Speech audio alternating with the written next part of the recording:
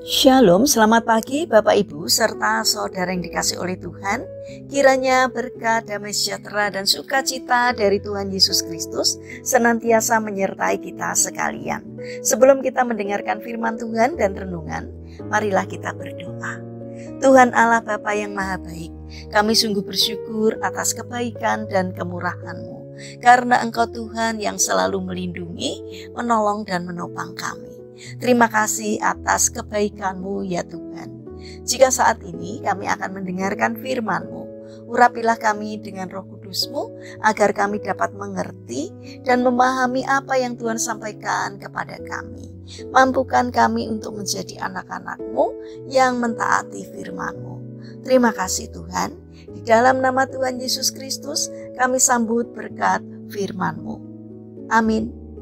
Bapak Ibu serta saudara yang terkasih, bacaan firman Tuhan saat ini diambil dari TB2, Kitab Mazmur pasal 84 ayat 11. Demikianlah sabda Tuhan. Sebab lebih baik 1 hari di pelataran-Mu daripada 1000 hari di tempat lain. Lebih baik berada di ambang pintu rumah Allahku daripada berdiam di kemah-kemah orang fasik. Tema renungan saat ini adalah selalu ada berkat dalam hadirat Tuhan. Bapak Ibu serta saudara yang dikasih oleh Tuhan, Nenek Louis mempunyai 4 orang cucu laki-laki yang sudah beranjak pemuda. Mereka dikenal sebagai anak-anak yang pintar dan suka menggoda nenek mereka. Hari itu Nenek Louis sedang menyambut kedatangan cucu-cucunya di rumahnya. "Hai Nek, apa kabar? Apakah nenek masih rajin ke gereja?" tanya Roy cucu pertamanya.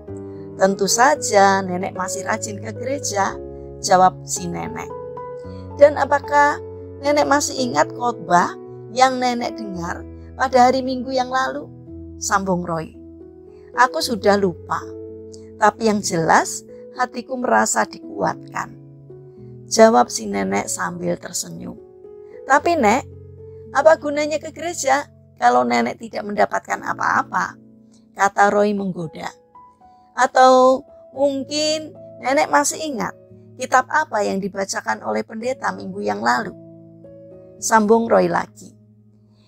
"Ingatanku memang sudah mulai melemah, tetapi yang jelas ketika pendeta membacakan isi Alkitab, hatiku senang mendengarnya," jawab si nenek. Roy masih mengajukan banyak pertanyaan yang membuat si nenek merasa terpojok.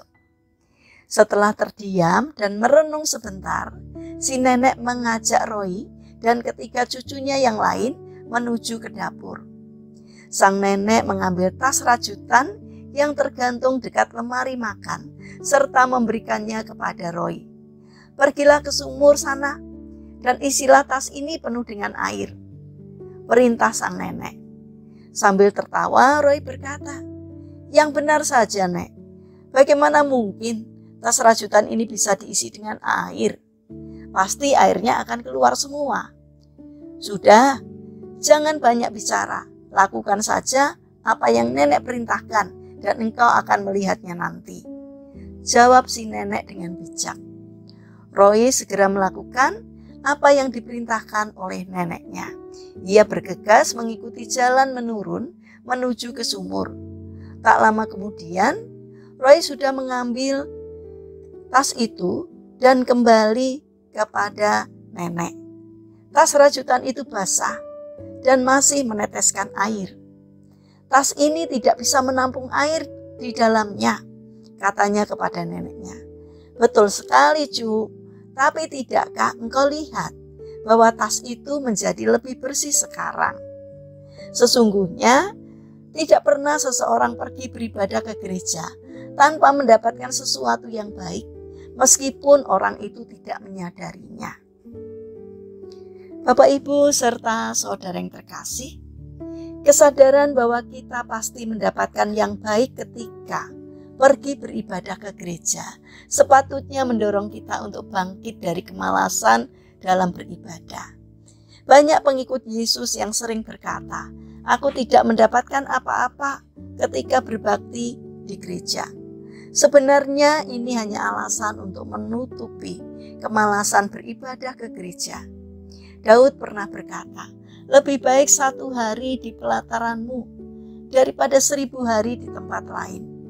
Ini merupakan ungkapan hati Daud yang lahir dari pengalamannya berada di rumah Tuhan. Di rumah Tuhan dan dalam hadiratnya, Daud menikmati berkat berupa kekuatan, penghiburan, dan kasih Tuhan yang sungguh besar. Datanglah ke rumah Tuhan dan beribadahlah kepadanya.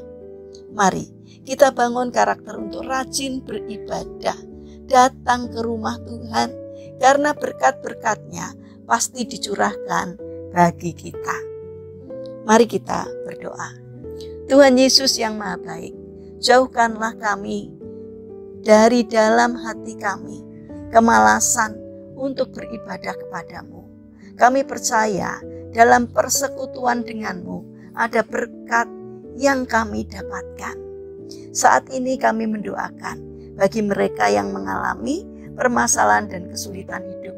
Kiranya Tuhan berkenan hadir untuk menolong mereka. Bagi mereka yang terbaring sakit, kiranya Tuhan memberkati setiap upaya yang mereka lakukan. Kiranya Tuhan berkenan untuk menjamah dan menyembuhkannya. Bapa yang Maha Baik, kami ingin menyerahkan setiap rencana dan aktivitas kami hari ini kepadamu. Berikanlah semangat kepada kami dalam menjalani aktivitas kami hari ini. Sertai dan berkati kami. Apapun yang boleh kami kerjakan, sehingga dapat mendatangkan berkat dan sukacita, tidak hanya bagi diri kami, namun juga bagi sesama kami. Terima kasih Tuhan. Kami percaya bahwa Engkau akan menolong kami. Kami serahkan doa sembahyang kami hanya di dalam nama Tuhan Yesus Kristus. Amin. Puji Tuhan Bapak Ibu serta saudara yang terkasih, kiranya firman Tuhan dan renungan hari ini dapat menjadi berkat bagi kita semua. Haleluya.